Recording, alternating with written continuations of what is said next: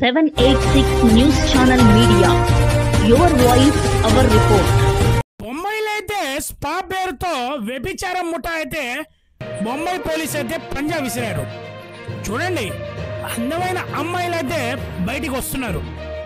పైన beauty parlour spa అని చెప్పి సెలూన్ పేరుతో పురుషుల నరాల బలహీనత క్యాష్ చేసుకుంటున్న ఈ అందమైన బామ్మలు ఒక్కొక్క అమ్మాయికి 30,000 నుంచి ₹1,00,000 దాకా శాలరీ ఇస్తూ మాఫియా ముఠా సెక్స్ వర్కర్స్ ని దింపారు. వాట్సాప్ లో హై పెడితే చాలు, నిమిషాల్లో కాదు సెకండ్స్ లో మీకు వాట్సాప్ లో ఫోటోలు వచ్చేస్తాయి. ఏ మసాజ్ కావాలంటే ఆ మసాజ్ తీసుకోండి, మంచి మంచి మజా కావాలంటే మజా ఎంజాయ్ చేయండి సార్ అని చెప్పి ఒక లేడీస్ ని ఏర్పాటు చేసి కాల్ సెంటర్ కూడా ఏర్పాటు చేసేసారు. ఇక్కడ చూడండి, పోలీస్ వాళ్ళు పంజా విసిరేస్తే పోలీస్ వాళ్ళే షాక్ అయిపోయారు.